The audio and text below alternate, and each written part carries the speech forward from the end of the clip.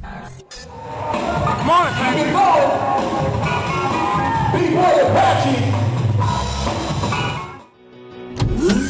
Hey, what's up fellow Starcraft 2 players? This is B-Boy Apache Entertainment. In today's video, I will be demonstrating mech style versus all three races that exist in the Starcraft 2 universe. And I'm talking about the Terran, the Protoss, and the Zerg. So with that said, welcome back to Mech vs. All, episode 7. Today, I am going to be recording with my Blue Yeti microphone again over the original audio, so you guys won't hear the original audio on this video. The reasoning is because my audio sound like crap, as usual, until episode 9 is when I will be commentating with my Blue Yeti microphone while playing at the same time. So with that said, I want to also point out that on this video is going to be longer than usual. It's going to have 2 games and 1 video. Basically, I advanced it into the quarterfinal, and this is the quarterfinal play for me. So good luck to me, and we'll see what happened. Of course, I already know what happened, but I will just continue to go ahead and explain what's going on in my head and why I take such action and such. So as usual, against the Protoss, I like to when an SCV pops out of the command center, I like to drop a supply depots. After that, I drop the barrack, and then make my way into the refinery. Sorry about the throat clearing. And because this map has 3 possible locations for the opponent to be residing in, I send my 3rd SCV out to scout and see if I can find them instead of waiting for my Reaper. The reason for this is because I want to be prepared for any sort of shenanigans that the opponent might throw at me, because in a big map like this, there's enough time for the opponent to wall off and prevent you from scouting what they are doing. So for example, an Orca Rush or DTs and things like that.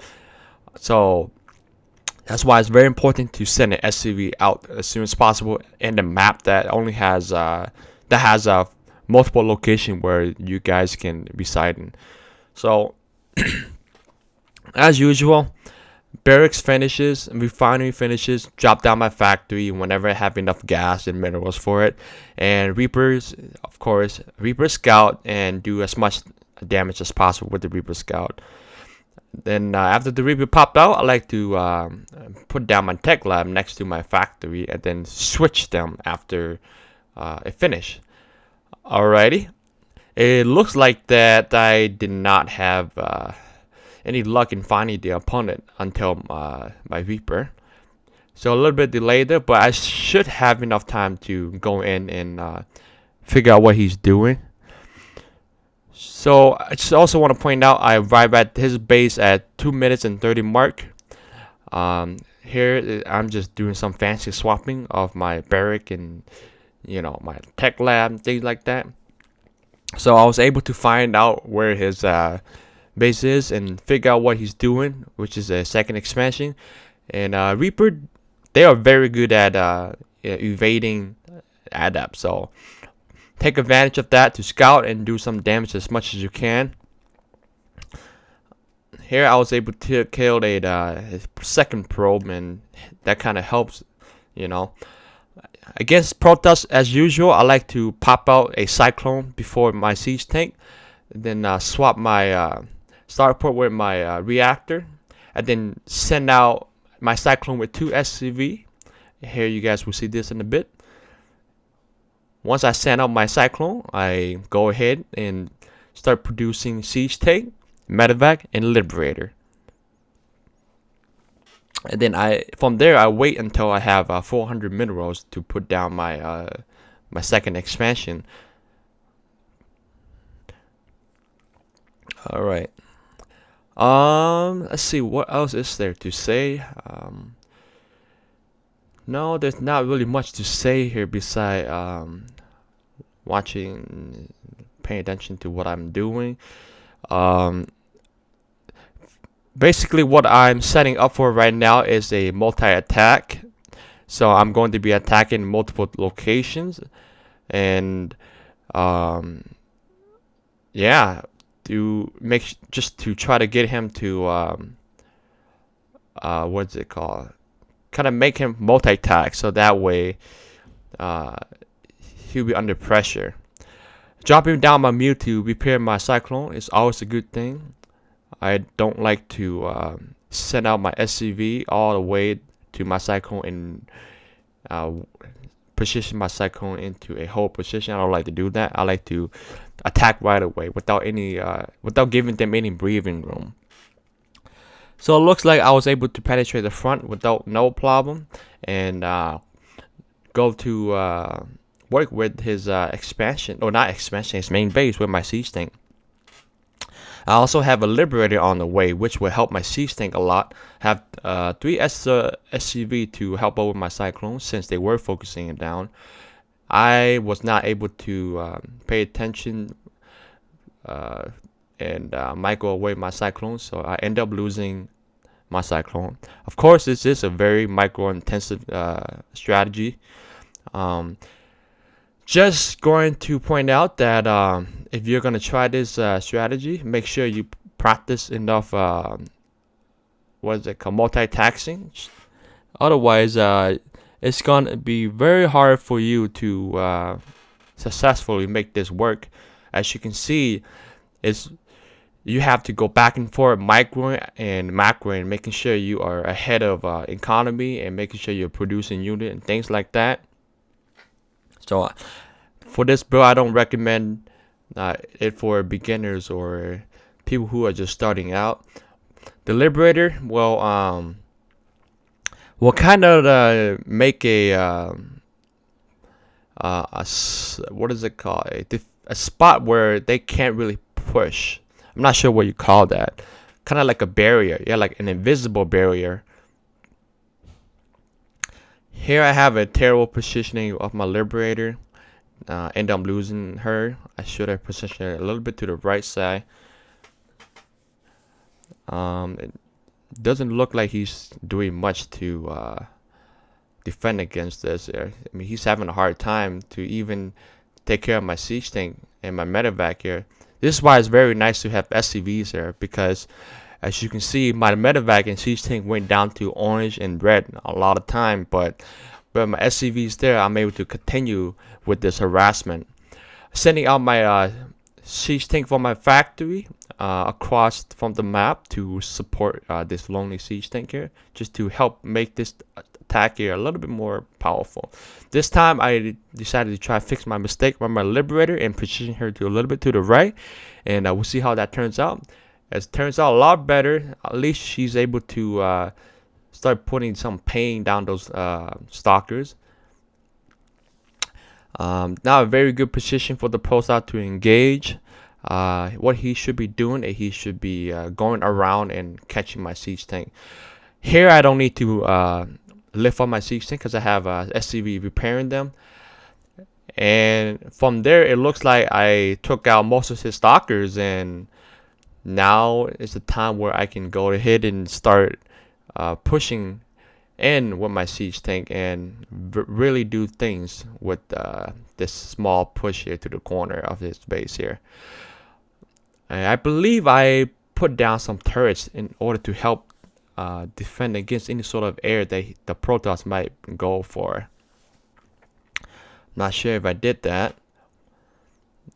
No, I don't think I did that. But as you can see, these two Liberators here are very, very useful for this push. It kind of pushed the Protoss away from the siege tank. They act like some sort of a wall barrier. I think I said that already. And GG. So I end up winning this game against the Protoss player. Then I move up to the semifinal against a Terran player. I believe that's what happened. I think so. So from here is another long wait. So what I'm going to do is I'm going to go ahead and cut the video to the next round. See you guys in a bit. Alright, like I promised, I cut the video to the next round. This is the semifinals against a gold Terran. I believe that was it. And on this video, I was a silver, but today I am a platinum. Still climbing my way up to the Master League, getting there very slowly. Against a Terran, instead of a Cyclone opening, what I like to do is I like to pop out my Reaper and then my Marine after that without the Tech Lab and Factory switch. The reason behind it is because a lot of Terrans like to mass Reaper in the beginning, and I like to have one Marine helping out defend against the Reaper. Of course, one Marine cannot defend against a Reaper, but you have SCVs to help out push away the Reaper with your Marine. So basically, it is a one Marine and two SCV defending against the Reaper Scout that the Terran are pushing out. So with that said, that means that my Siege Tank will be popping out a little bit late versus the Tech Lab switch. Excuse me. But yeah, basic build, supply depot, barrack, refinery, into orbital command, into factory, into Reaper Scout, harassment, same thing. What else is there to say? Really, I kind of cover most of what I am doing.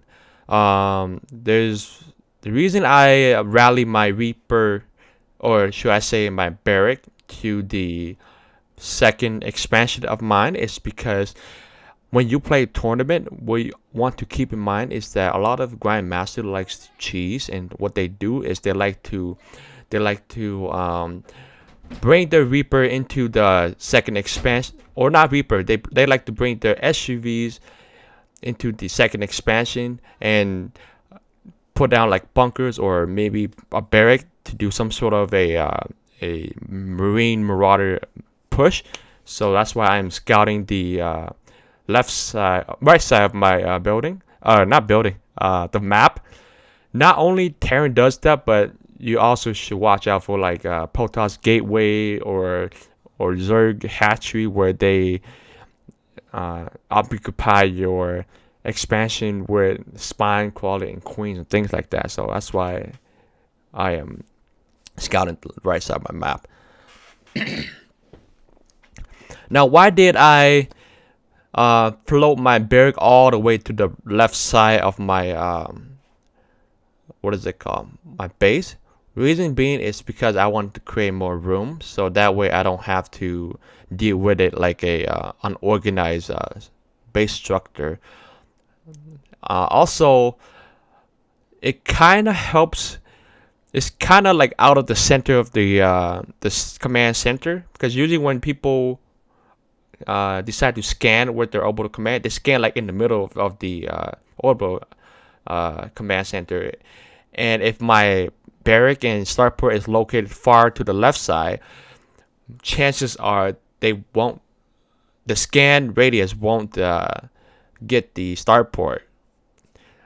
And if they doesn't, that means that your opponent won't know what you're doing, and you have a better chance of having an element of surprise attack against them.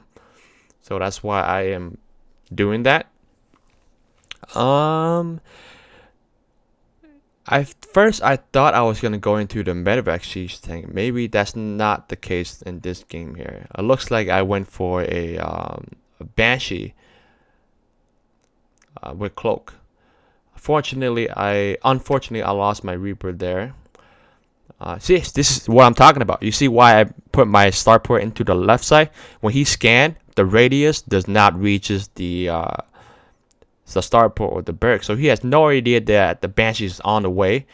So because of that, I decided to push out with my siege tank here, but I noticed that he already had some Marines in the expansion here defending against my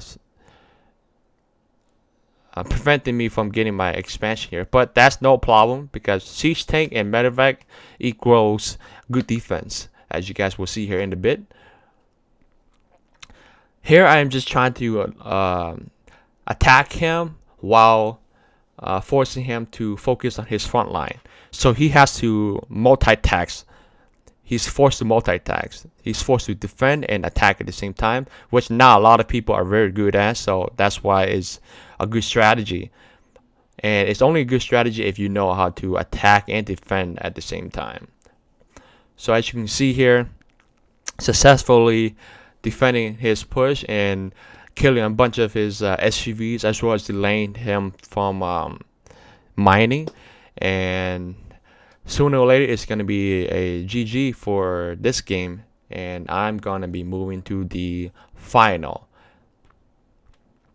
Now, with the Viking, that's not going to be enough to defend against my Banshee, because if he's scanned, I just get out of the scan radius and continue doing damage, and from there it's game over for him. So with that said, this is episode 7. That would be it. I'll see you guys in the next episode on 8. Peace out.